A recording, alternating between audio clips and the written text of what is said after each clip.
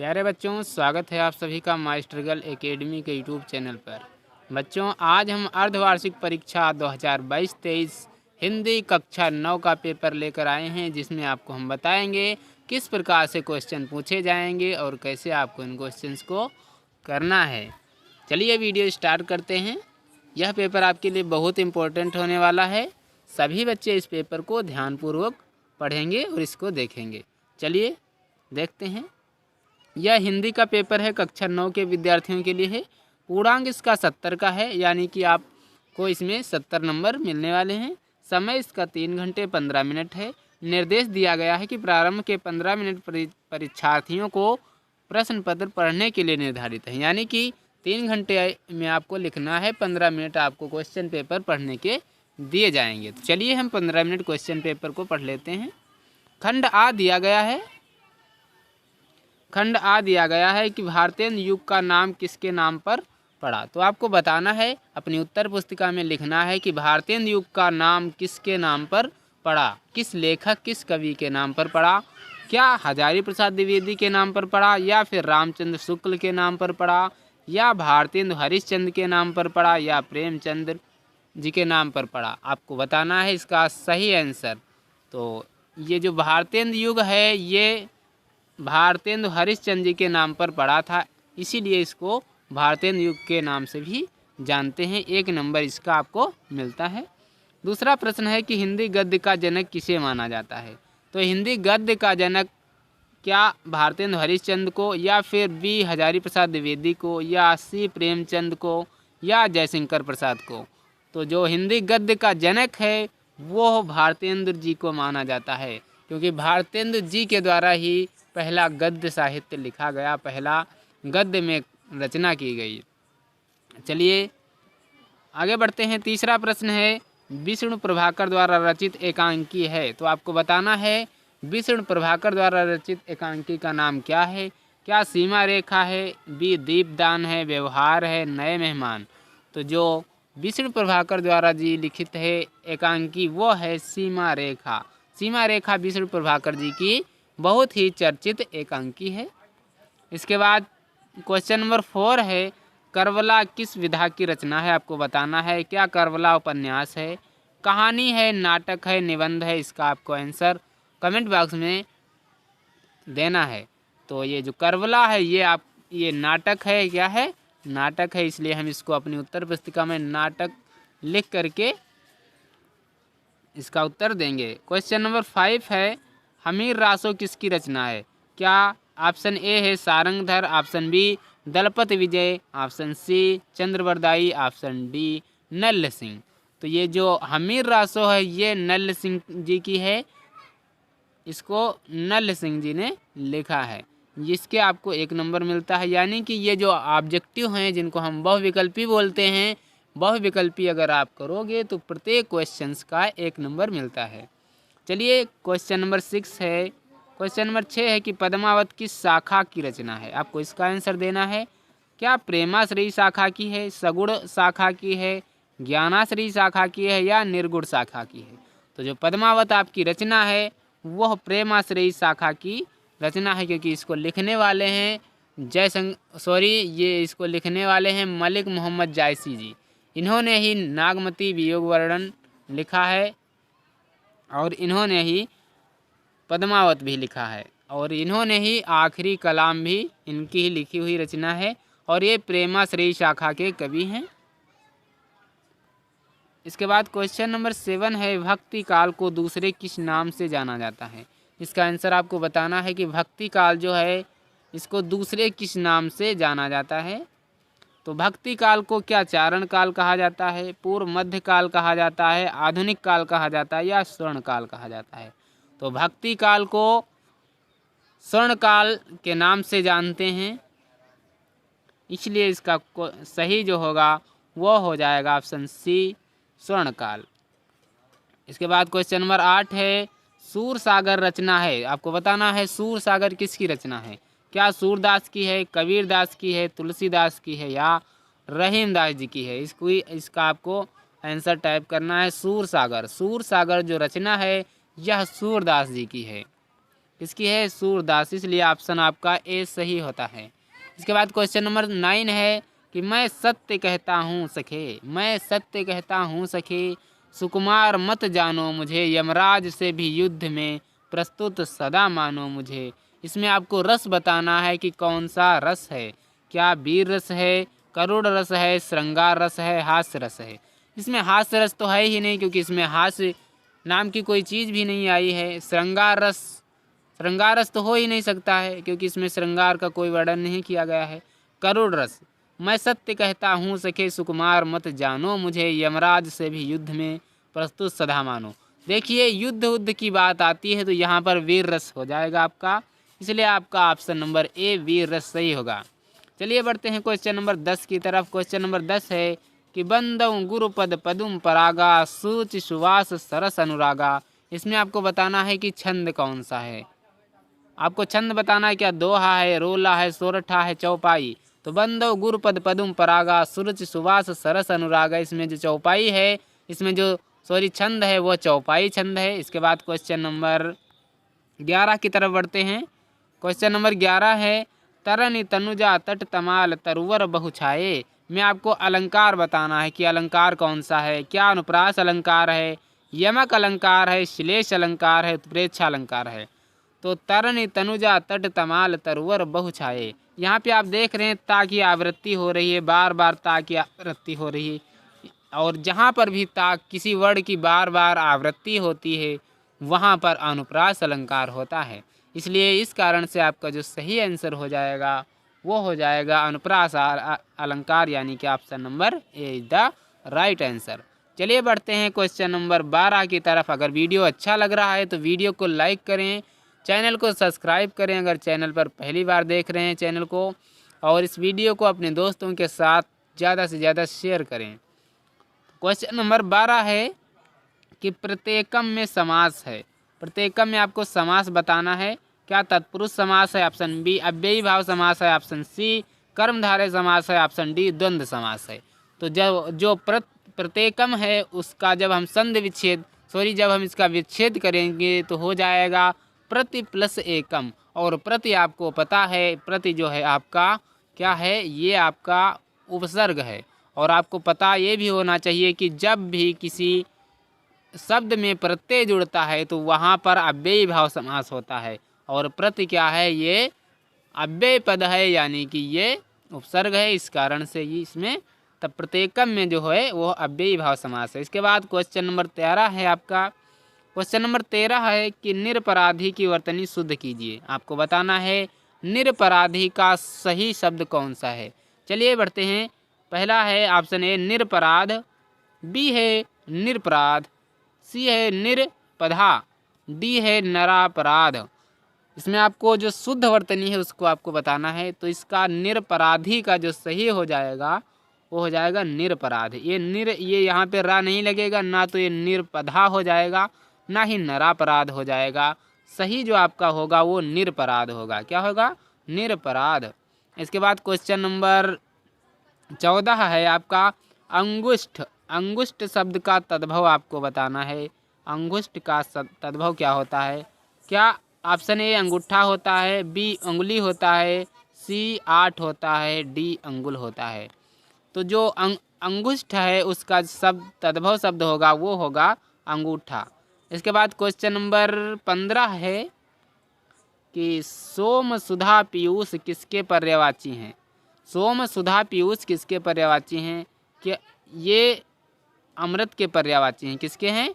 अमृत के हैं। ना तो ये अग्नि के, गिरि के, विष के, किसके नहीं हैं। सिर्फ option number A is the right है, यानी कि अमृत इसके जो पर्यायवाची हैं, अमृत का पर्यायवाची सोम सुधा पीयूष होता है। क्वेश्चन नंबर 17 है कि महाशय का संधि विच्छेद है। महाशय का संधि विच्छेद सही आपको क्या है? इसका सही आंसर आपको बताना है। क्या ऑप्शन नंबर ए महा प्लस आशय है, ऑप्शन बी महा प्लस आशय, मह प्लस आशय, ऑप्शन सी महि प्लस आशय, ऑप्शन डी म प्लस आशय। इसमें जो सही है वो हो जाएगा आपका महा प्लस आशय। क्या हो जाएगा? महा प्लस आशय, इसका जो शुद्ध संधि विच्छेद होता है। चलिए आगे बढ़ते हैं। क्वेश्चन नंबर 18 है कि हरे रूप हरि का है, यानी कि हरे जो रूप है वो हरि का, यानी कि किस वचन किस विभक्ति का है, ये आपको बताना है। ऑप्शन ए है चतुर्थी विभक्ति एक वचन, ऑप्शन बी चतुर्थी विभक्ति द्विवचन, ऑप्शन सी सप्तमी विभक्ति एक वचन, ऑप्शन डी षष्ठी विभक्ति एक वचन। इसमें आपको बताना है हरे जो रूप है वो किस विभक्ति किस वचन का है।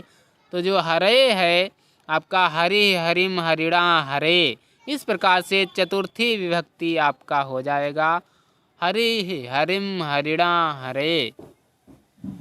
तो आपका ये हो जाएगा चतुर्थी विभक्ति एक वचन। क्या हो जाएगा?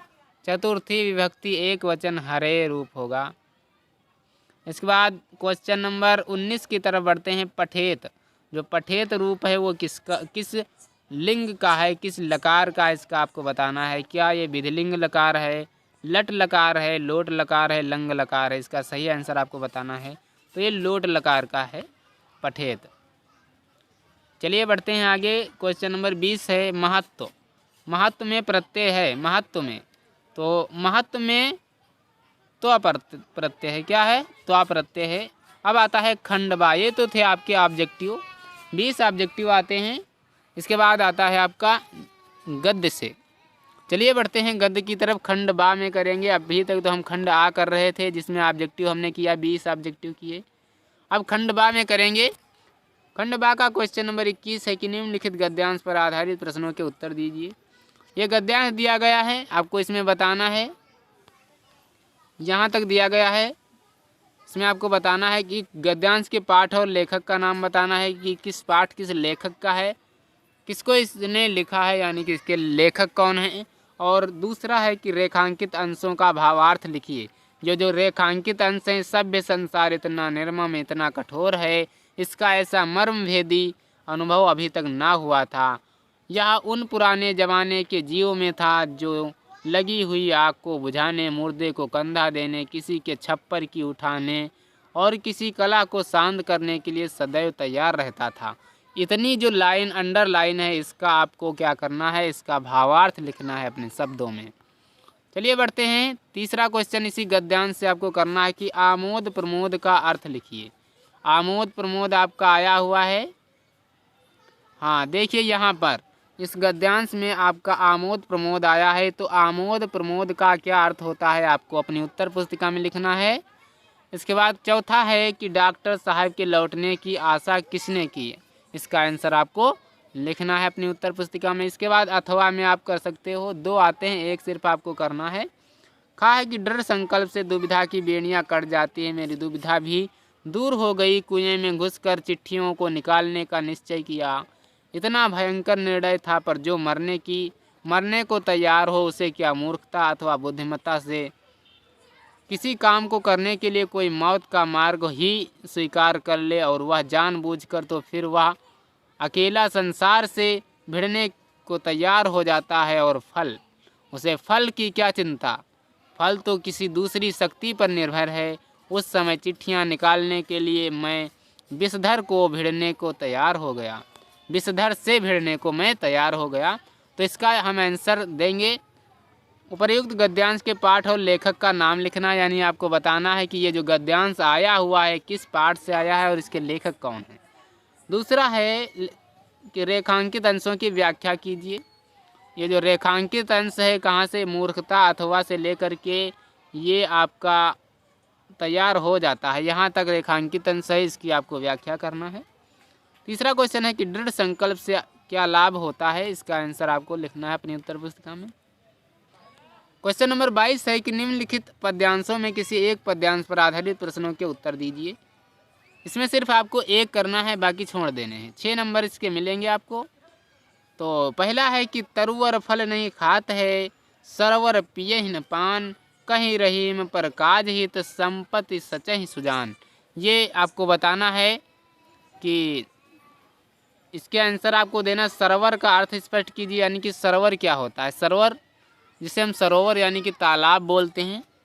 और दूसरा है कि संपत्ति सचहि सुजान में अलंकार आपको बताना है कि कौन सा है। तीसरा क्वेश्चन है कि पर काज हित का आशय स्पष्ट कीजिए। 3 क्वेश्चन आपको इस पद्यांश से ही करने हैं। इसके बाद चलिए खा है किस व्रत में है व्रती वीर यह, निद्रा का यों त्याग किए, राजभोग के योग विपिन में बैठा आज विराग लिए। बना हुआ है प्रहरी किसका, उस कुटीर में क्या धन है, जिसकी रक्षा में रत इसका, तन है मन है जीवन है। इसमें आपको बताना है कि वीर कहाँ जा रहा है, आपको इसका आंसर देना है कि वीर, इसमें बताया गया है कि वीर जो है वो कहाँ जा रहा है। इसका आंसर आपको अपनी उत्तर पुस्तिका में लिखना है। दूसरा है प्रस्तुत पंक्तियों में कौन सा रस है, ये जो पंक्तियाँ दी गई हैं इसमें रस आपको बताना है। तीसरा है देश का प्रहरी कौन है, इसका आंसर आपको इसी पद्यांश से आपको ढूंढकर लिखना है। इसके बाद क्वेश्चन नंबर 23 है का कि निम्नलिखित में से किसी एक की संदर्भ सहित हिंदी में व्याख्या कीजिए। यानी कि ये संस्कृत में दिया गया, इसकी आपको हिंदी में व्याख्या कर देनी, यहाँ से लेकर के ये आपका पूरा हो जाता है यहाँ तक। या फिर आप इसको छोड़ करके आप अथवा में दिया गया है ये, इसकी भी आप व्याख्या कर सकते हो। अयम महापुरुषा स्वकीयेन योग अभ्यास बलेनेओ एतावान महान सज्जात से लेकर के तेन सर्वा सतितम तक आपको इसकी व्याख्या करनी है, हिंदी अर्थ इसका लिखना है। इसके बाद ख है कि निम्न में से किसी एक श्लोक की ससंदर्भ हिंदी में व्याख्या कीजिए। 4 नंबर मिलते हैं इसके, आपको 2 दिए गए हैं, सिर्फ आपको एक करना है।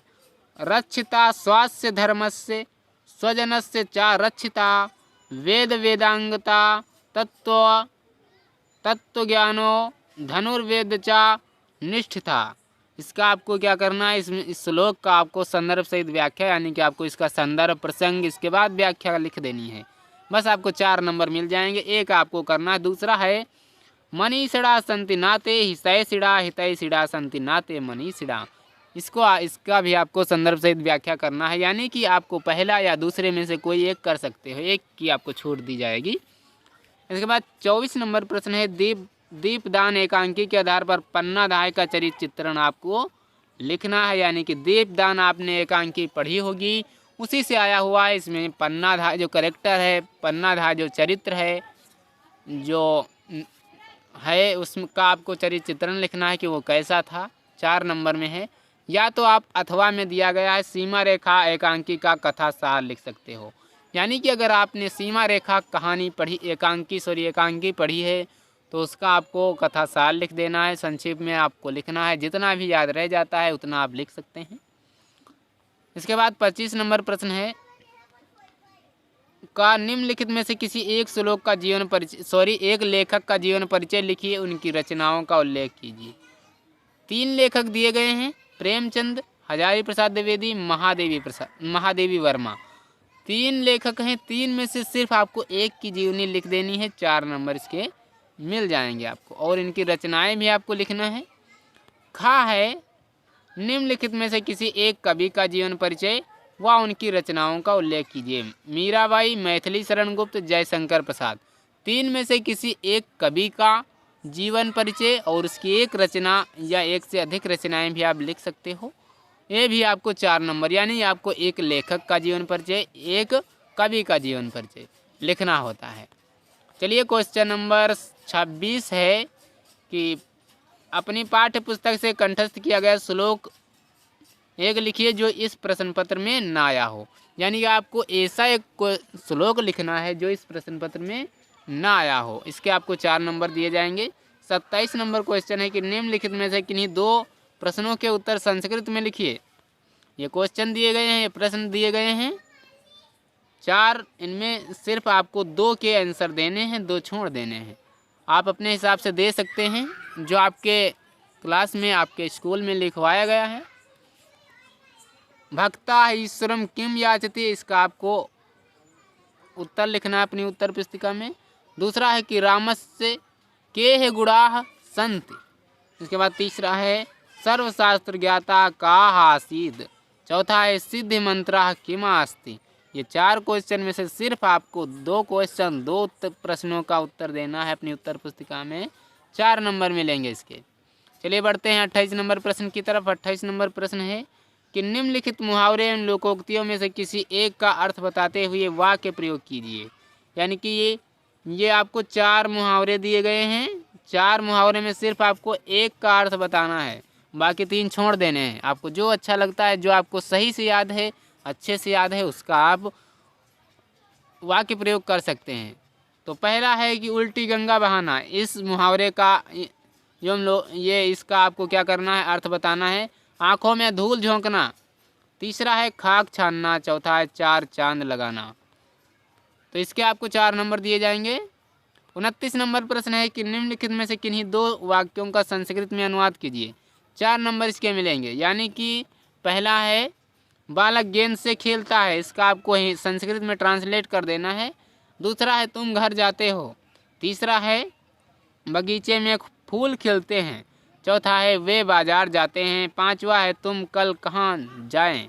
तुम कल कहाँ जाए। तुम कल कहाँ जाए। हाँ, इसका आपको क्या करना है, संस्कृत में अनुवाद कर देना है।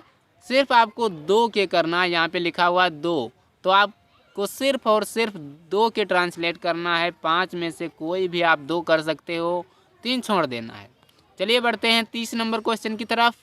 30 नंबर क्वेश्चन है कि अपने प्रधानाचार्य को 2 दिन के अवकाश के लिए एक प्रार्थना पत्र लिखिए। यानी कि आपको छुट्टी के लिए 2 दिन के अवकाश के लिए आपको प्रार्थना पत्र लिखना है। इसके आपको 2 नंबर मिलते हैं। तो ये था कक्षा 9 हिंदी का क्वेश्चन पेपर। आशा करता हूँ आपको वीडियो बहुत पसंद आई होगी। अगर वीडियो पसंद आई है तो वीडियो को लाइक किए बिना नहीं जाना है, और अगर चैनल पर पहली बार आए हैं तो चैनल को सब्सक्राइब ज़रूर कर लेना है। और इस वीडियो को ज़्यादा से ज़्यादा अपने दोस्तों के साथ शेयर कीजिए ताकि उन्हें भी इस वीडियो का लाभ मिलता रहे। और मिलते हैं अगले वीडियो में, अगले क्वेश्चन आंसर्स, अगले आपके प्रश्नोत्तरों के साथ, अगले पेपर के